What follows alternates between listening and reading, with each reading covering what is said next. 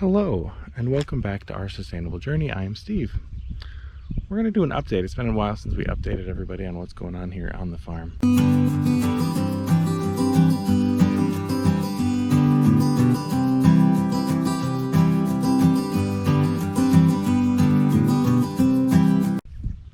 It's been a very busy week.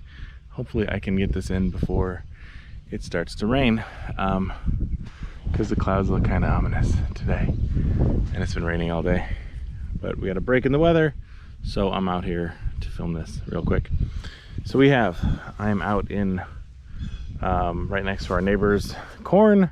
So he planted corn 2 weeks ago, so I'm kind of excited for that because the corn is usually about 7 feet high, and so that means that you can't see anything. So we are surrounded, so you can see there's the barn and then just woods and corn and more woods. So I love it out here because we are blocked from view of literally everyone. It's kind of nice. But this week we added 2 beehives. That's the one that we had a couple of weeks ago that we got the bees in. I showed you guys how we did that. So we added 2 more hives this week because so many people have asked us about honey. So we figured, you know what? Let's get some more bees. And they're super easy and fun to have. And we had some accidental honey from the hive that we started, because what happened was, if you saw where we put the queen in the middle of the hive, they actually built a whole bunch of comb in that whole center area of the hive. So we had to pull that out, put a frame in there, so they wouldn't do that. And so we got to eat all of that honey, and we probably got a quart roughly of honey, and it was amazing. So we're like, that's really good, let's get some more. And so we added 2 more this week, and so you can see, hopefully you can see, I don't know if you can see from here, but the bees are flying in and out of that one, and you probably can't see from here, but I can see them. They're flying in and out of the other one. So now we have 3 beehives going. I'll probably add a couple next year. I don't think we'll add any more this year, but we'll see how much honey they produce, because so far it's been really, really good. So we're definitely doing that again. So out in this pasture with the crazy long grass, and I'll explain why we did that in a moment, but we have our broilers out here, and so we move them every day. I need to add another one of these chicken tractors, but you can see how fat and lazy they are. They just sit in front of the food and wait for food, or they sit on the food and wait for food, and they poop right there. But we did them out here so that they could eat the grass and the bugs in the grass as well. But they are so incredibly fat and lazy, they don't really do much of anything but huddle together and wait for us to give them more food. So I am less than impressed with Cornish cross chickens. We have another set of 250 coming in early July, so we'll grow those ones out. These ones are going to get processed in a couple of weeks, end of June, I believe, so another 4 weeks. That's when they get processed. So, but they are really fat and lazy birds. So I'm going to add probably 2 more chicken tractors, because these guys are going to keep growing, and they're going to run out of room in this one. So we move it every day, so you can see how it does, and you can tell where their feeder was because of where all the poop is, but fertilizes this ground and keeps the grass growing. And I'm okay with the grass growing as high as it has been because we have the cows, and our cows are all pasture raised. We only give them grains for treats. And so what we've done with the cows is we kind of cordoned off this whole area. So you can see the white, that's a hot wire. The cows are fence trained. They know not to go past the hot wire. I think rubies touch the wire itself, but they don't really venture beyond this anyway. And so that's why I'm letting this other grass grow up, so that we can then move them over across the driveway and have them over there. Now, we usually give them treats around this time because we pull them into the regular pen, into their house at the end of every night. And so to do that and convince them to move over, we give them treats. And so they like to remind us that it's time for treats. But we moved them over here a week ago and they're barely making a dent. So that's a good thing. But they'll be eating all this down, so it'll look more like these other pastures. And so we're kind of trying to rotate where they stay so that they can also fertilize the ground. Step over the hot wire. Okay, so bees, chickens, cows in this pasture.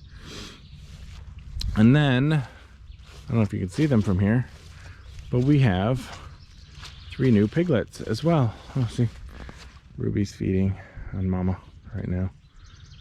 Oh my gosh, it's been rainy and muddy, and so everything turns to mud here. So let me try and get through here and I can show you the piggies.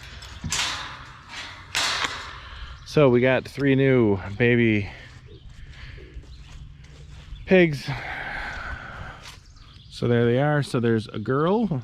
So the one without a tail is the girl. So that is Petunia. And then the 2 boys, oh, they're running. They're real shy.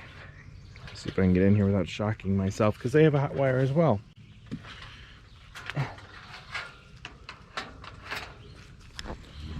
So the one in front, that is Ribsy, and the one that's all black is Hammy. So the girls named them. I named Petunia because I think that was Porky's girlfriend, wife, whatever. And so they are tiny. Oh my gosh, so much mud. There we go. So they have this whole pen. So the ones that we had last year just had probably up to these T-posts, but we decided, you know what, we're going to give them a lot more land. And so they have this whole pen to run around and play in. And they seem to be doing pretty well. They're still pretty skittish though. They're tiny. They're only, you know, I don't remember how old they were, maybe 10 weeks. So they're curious, but they're also pretty skittish. Can you come over and say hi? They'll get used to us. So 3 pigs, because the pigs last year were amazing. We loved it. They were delicious as well, because that's what happens here on the farm, is we will eat them. These ones are going to the butcher. These ones are going to the butcher in December. So it is the end of May.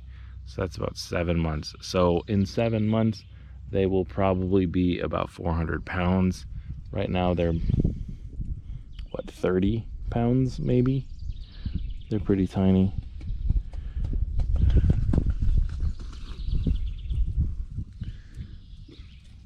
So yeah, so we'll grow them out, get them big, give them all this land, get them lots of sun, so they will be happy, healthy pigs. Come on. Hi. Hello. So they're doing pretty well. So these are purebred Berkshires.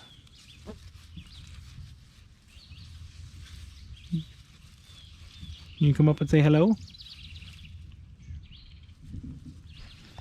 eventually they'll eat out of our hands. That's the way the ones that we had last year were, once they get to know you. So yeah, so that's all the updates. 3 new pigs who'd like to run around. Some new bees, chickens out on pasture. And so this area, we had the cows in here the last couple of weeks eating all of this vegetation down, because we're going to be putting the garden in over the next couple of days. And so we had the cows eat down all the stuff that was left over from last year's garden and put down some fertilizer so that the plants will grow nice and big like they have in the past.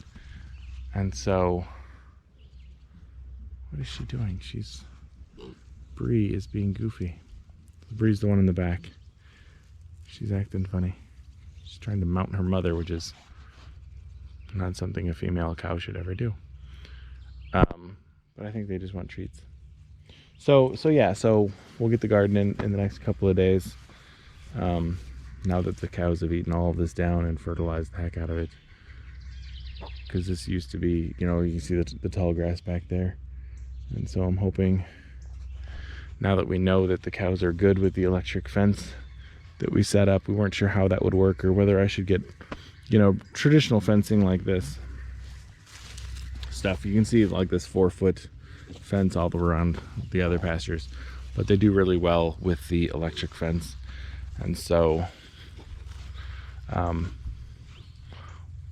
my plan is to just have little fenced in areas around here and just have them eat the grass and just enjoy it.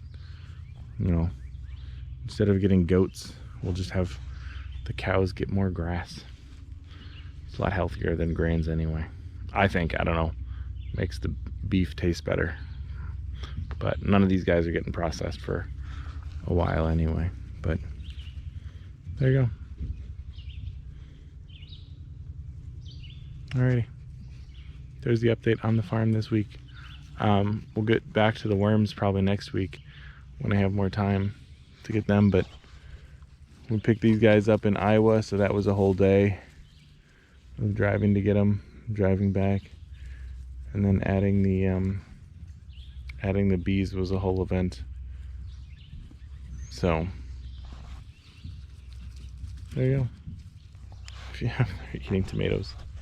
We gave them fresh tomatoes. So I don't know if you can see the red tomato.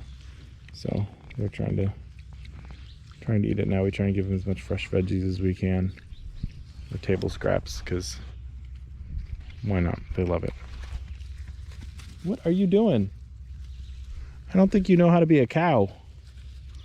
You are a mama, and you have a full bag of milk, and that is your daughter. You are doing it wrong. I think somebody's ready to be bred again.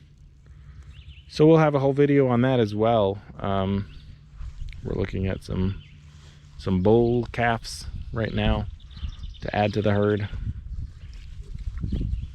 You need a man? Is that what's going on? My goodness. Alrighty, so hope you enjoyed the update. We will see you all next week. Have a good one. Take care. Almost forgot. We got goldfish.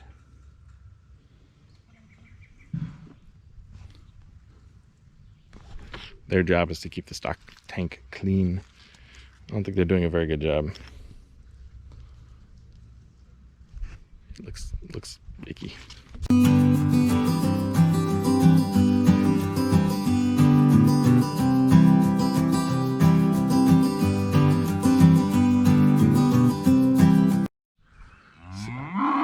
Well, it's right here.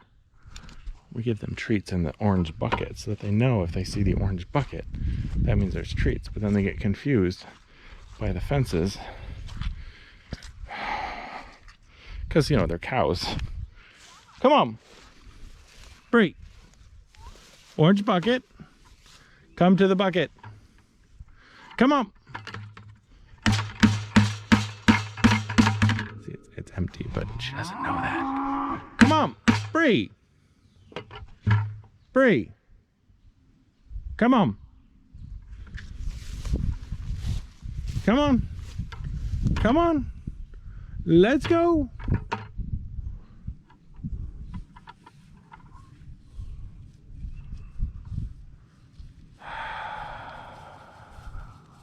Take your time. It's all right. I know, it's already in the feeder. You're missing out. Your mama's gonna eat it all. Let's go. See? It's empty. You gotta get to it. Come on. There you go. Now she gets it. Oh, that's right. That's how you get there. Silly cows.